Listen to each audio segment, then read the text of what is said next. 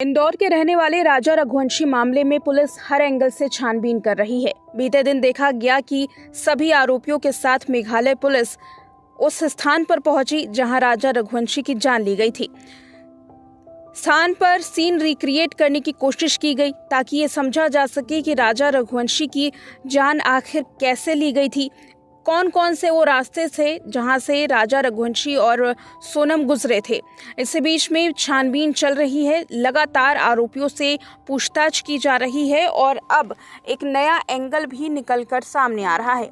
इंदौर के रहने वाले राजा रघुवंशी जो अपनी पत्नी सोनम रघुवंशी के साथ हनीमून मनाने के लिए आते हैं, लेकिन कौन जानता था कि हनीमून उनका आखिरी सफर होगा और सोनम रघुवंशी उन्हीं की पत्नी उनकी जान ले लेगी। इस पूरे मामले में अब राजा रघुवंशी के पिता ने एक और बड़ा आरोप सोनम पर लगाया है। मृतक बिजनेसमैन राजा रघुवंशी के पिता का कहना है कि सोनम तंत्र मंत्र यानी कि काला जादू में विश्वास रखती थी और संभव है कि उसने राजा पर इसका प्रयोग भी किया हो। दरअसल टाइम्स ऑफ इंडिया की रिपोर्ट की माने तो इंदौर में राजा रघुवंशी के घर पर 13वीं की रस्म पूरी करने के बाद पिता अशोक रघुवंशी ने बताया कि सोनम ने काला जादू उसके बेटे पर किया होगा। पिता कहते हैं कि सोनम के कहने पर राजा ने हमारे घर के मुख्य दरवाजे पर एक पोटली जैसी चीज टांगी थी। उन्होंने ये दावा किया कि सोनम ने राजा के कहने पर ही उसके टोटके घर में आजमाए थे।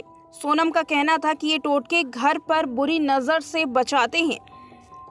पिता का कहना है कि राजा की जान लेने के बाद मुझे लगता है कि सोनम तंत्र मंत्र में विश्वास रखती थी और उसने मेरे बेटे का इस पर प्रयोग किया। जान लेने के बाद इस पोटली को हटाया गया। अशोक रघुवंशी ने कहा कि मेरे बेटे की जान लेने वाले दोषियों को फंदे पर लटका देना चाहिए। 11 मई को राजा रघुवंशी की शादी हुई और 20 मई को दोनों हनीमून पर गए। 23 मई को हनीमून के दौरान राजा रघुवंशी समेत सोनम लापता हुई और 2 जून को राजा रघुवंशी का शव पूर्वी खासी हिल्स जिले में स्थित सोहरा के एक झरने के पास खाई में मिलता है। इस पूरे मामले में राजा रघुवंशी की पत्नी मुख्य आरोपी हैं, जिसे हिरासत में लिया गया है।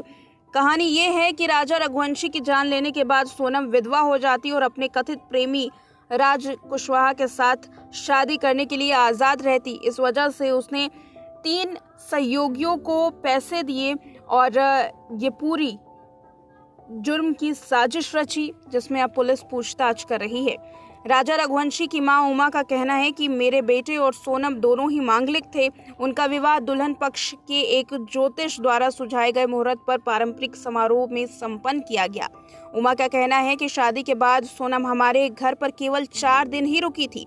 उसके बाद वो परंपरा के अनुसार अपने मायके चली गई। हमने खुशी खुशी उसे मायके विदा किया। अगर मैं सोनम से मिलूंगी तो जरूर पूछूंगी कि आखिर मेरे बेटे की जान क्यों ली।